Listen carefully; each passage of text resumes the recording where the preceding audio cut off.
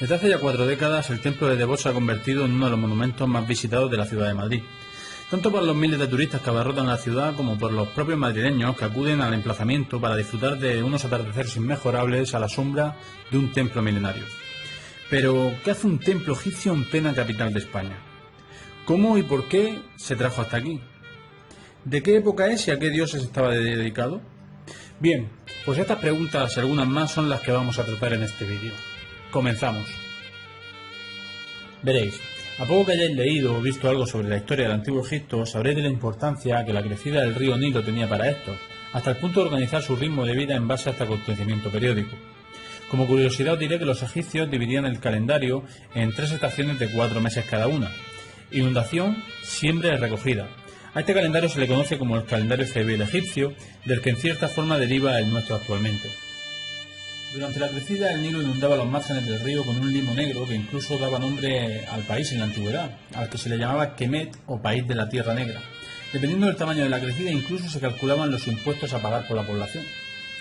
Bien, pues lejos de la creencia popular de que el Nilo se desbordaba cada año como si de un reloj suizo se tratase, lo cierto es que se tiene constancia histórica de periodos en los que esta trascendental inundación no llegaba o lo hacía de forma insuficiente, creando enormes problemas para la población egipcia, tanto de hambruna como de plagas y enfermedades, que incluso se cree que pudieron tener mucho que ver con la caída del Imperio Antiguo.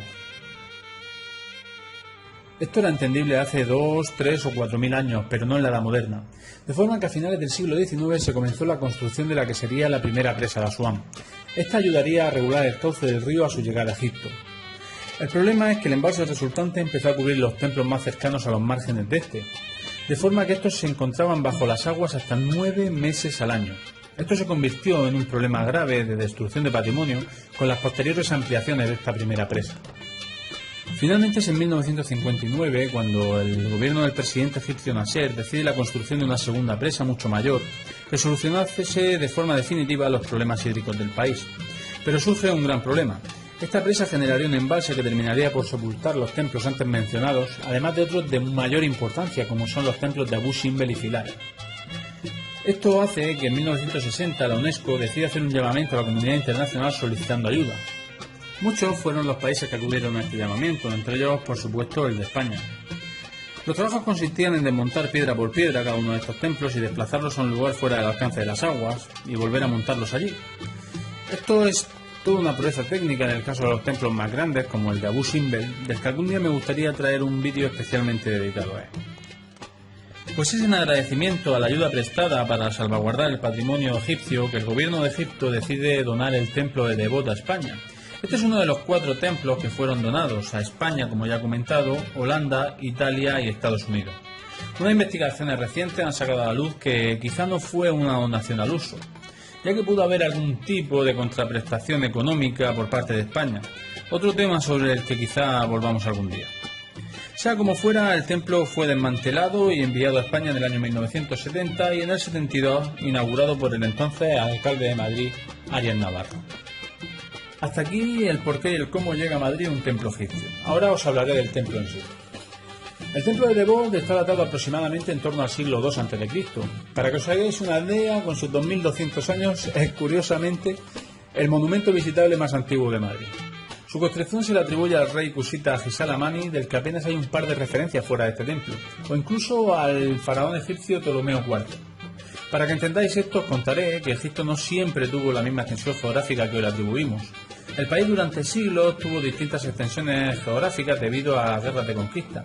Las más importantes de estas extensiones fueron históricamente hacia el sur. Casi durante toda su historia, Egipto dominó la tierra del Nilo hasta la primera catarata, donde podría decirse que comenzaba Nubia, llegando incluso mucho más al sur durante los reinados de los faraones más poderosos. Nubia era la mina de oro de Egipto, de ahí la importancia estratégica de esta región. La principal diferencia con Egipto es que a partir de Nubia está incluida, la población pasa a ser de raza negra.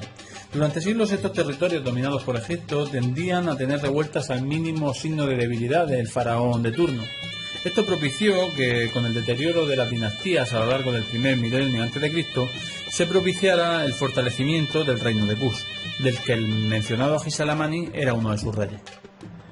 Sabemos que muchos de los gobernantes y virreyes de Nubia en época egipcia eran criados en la corte del faraón. Esto y la ocupación durante siglos provocó la penetración de los dioses del panteón egipcio, además de la arquitectura religiosa y la escritura. Un día os traeré un vídeo hablando sobre las reinas de Meroe y las fabulosas pirámides que se encuentran hoy en el actual país de Sudán, quizá por esto sean más desconocidas. Aún así os dejaré el enlace a un documental muy interesante. El templo en sí estaba consagrado al dios Amón, el oculto, como era conocido en época faraónica. Este dios procedente de Tebas ganó fuerza a partir del Imperio Medio hasta el punto de desplazar a Osiris como deidad más importante. Sus sacerdotes y su templo en Karnak llegaron a ser tan poderosos que incluso rivalizaban con los propios faraones. El templo seguía la arquitectura tradicional egipcia con la particularidad de tener 3 pilones de los que hoy solo nos quedan los pórticos. Este también conserva algunos relieves en su interior que atestiguan la historia del mismo desde los ya mencionados Agisalamani y Ptolomeo IV, pasando por la época de dominación romana, hasta grafitis de época cristiana, musulmana y edad moderna. Conserva aún una naos destinada a albergar la estatua del dios Amón tallada en un solo bloque de granito. Se cree que el templo formaba parte de un conjunto mayor creado alrededor del templo de Philae, consagrado a la diosa Isis, y que en época tolemaica tenía mayor importancia en la zona. Un inciso. Conocemos como dinastía tolemaica a la que gobernó Egipto desde la muerte de Alejandro Magno, quien tras su conquista de Egipto nombró gobernador a Ptolomeo. Este, a la muerte de Alejandro Magno, decidió coronarse faraón y con él empezó esta dinastía que acabaría con la conocidísima Cleopatra. El templo no se encuentra en un buen estado de conservación, pero lo cierto es que debido a la construcción de este en arenisca, se está empezando a erosionar debido a las lluvias de la capital madrileña. Lluvias que no tenía, al menos en tanta intensidad y frecuencia, en su país de procedencia. Y desde varias asociaciones se está instando al Ayuntamiento de Madrid que acometa una serie de reformas para evitar el progresivo deterioro del monumento. Si visitáis la capital de España tenéis una visita obligada a este monumento y si además podéis ir al atardecer lo disfrutaréis aún más.